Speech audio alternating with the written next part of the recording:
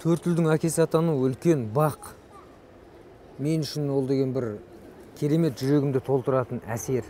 Сондықтан қазақ айтып жатады ғой кейде ырым қылып, төрт ұлың ол төрт құбылаң деген сияқты, төрт құбылаң түгел болсын деген тілектер айтып жатады.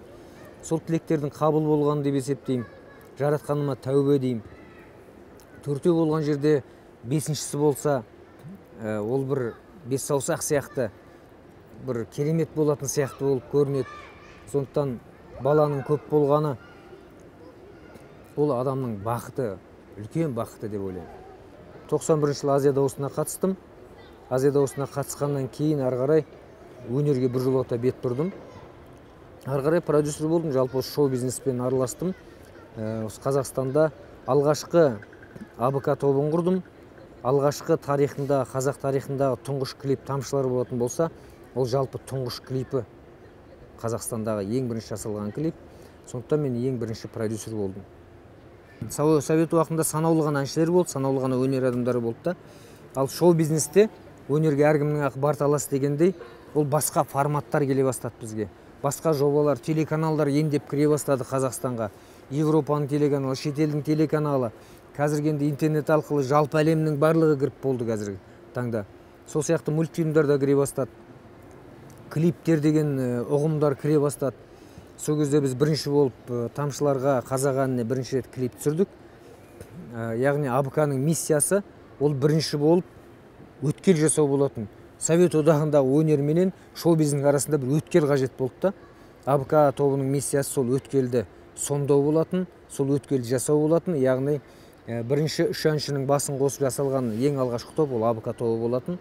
Бір жолы Ұлытау тобымен біз мына Мәскеудің Госдумасының алдында концерт бердік, депутаттарының алдында. Сол концертте бәрі керемет қол соқты, керемет қабылдады. Сол кезде мына Ингушетияның президенті Зязиков деген азамат болды.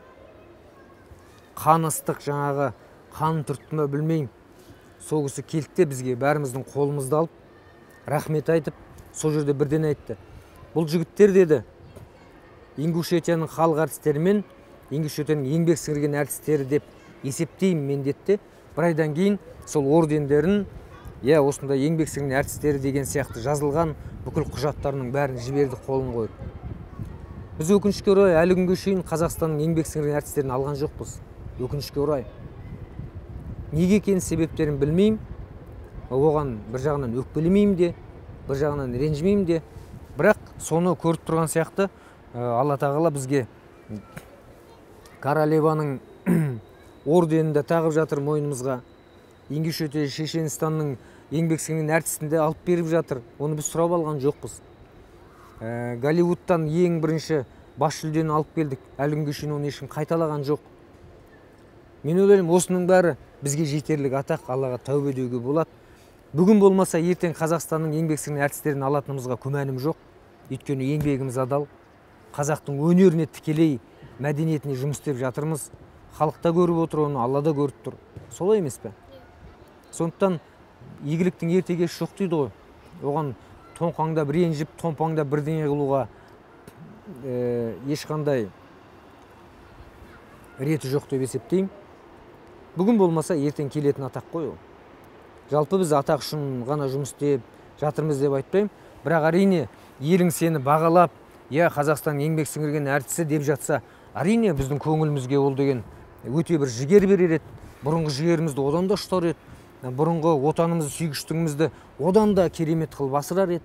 Әрине, пендеміз ғой бәріміз. Балбалаға келетін болсақ, балбаланың аяқ алысы өте жақсы. Жаңағына мен бір үлкен керемет бір Қытайдың философиясына қатысты бір сөздерді айтып бердім. Бір жылыңды ойласаң дейді, егін ек дейді. 10 жылыңды ойласаң дейді, онда бақша сал, ағаш өсір дейді. Жеміске толы. Ал егер 100 жылы болашағыңды ойласаң дейді, онда балаңның санасы мен басындағы білімі қандай, сенің беріп отқан тәрбиең қандай екенін соған күш сал дейді. Осы сөздер мені Балбала компаниясын ашуға алып келді. Әр адамның өлшеулі уақыты бар. Сол уақыттарымды мен бөлген кезде мен не Ұлытауды жасаймын ба? Немесе Балбаланы жасаймын ба? Немесе Қарақатпен айналсам ба? немесе өзіме ән жазып, өзім әнші болам ба? Соған менің уақытым жетпей қалды да. Кейде қолым тиген кезде бір алып қашып бір әндер жазып қоям. Ән жазғым келеді, ән айтқым келеді. Бірақ одан да басты мүдделер бар. Ол баланы дамыту керек, ол Ұлытауды дамыту керек. Мен өзім ән айтып кететін болсам, бұның бәрі тоқтап қалады да. Сондықтан мен өзімнің өнерімді кішкене шегеріп қойдым. Біз интернетті өз мүддемізге жығып, өз мүддемізге пайдалануымыз өте қажет. Интернет деген бүгінде ол тоқтата алмайтын және өте бір дұрыс пайдалансақ, пайдамызға мықты жарайтын дүние. Сол заңның күшіне кіруіне әсер еткен көп адамдар болса, соның бір ретінде мен өзімді атай алам. Оған да біраз еңбегім сіңді. Өйткені авторлық құқық қорғалмай, ол сала дамый алмайды. Сапасыз 10 жоба жасағаннан гөрі сапалы бір жобаны жасап, оны әлемнің жеріне жеткізіп, Лондонда ханшайымның сарайында, королеваның сарайында концерт беріп, Америкадан гран-при әкеліп, енді Алла бұйыртса Грэммиге қол жеткізетін болсақ, мен ойлаймын, ондай жобаны көп жасау мүмкін емес. Ол әлемде аналығы жоқ жоба, аналығы жоқ формат. Мен бизнес жасайын дейтін болсам, мен Ұлытауды жасамайтын едім. Мен жаңа топырлаған әншілер жасайтын едім. Топырлаған топтар, 3-4-тен жасалған қыздар, 3-4-тен билейтін, секіріп билейтін ұлдар. Мен оның 15-ін жасап қойыр едім. Ол бизнес. Ол коммерциялық жобалар. Одан мәдениеттің қоржынына қазақтың ештеңке түспейді. Бірақ маған ақша келеді. Менде 2 жыл болды, қайсын таңдап алайын? Ұлытау жасайын ба, әлде коммерциялық жобалармен айналысайын ба? Ұлытау жасасам, еліме пайда, ұлтыма пайда, мәдениетіме пайда. Яғни маған да пайда. Менің ұрпағыма да пайда.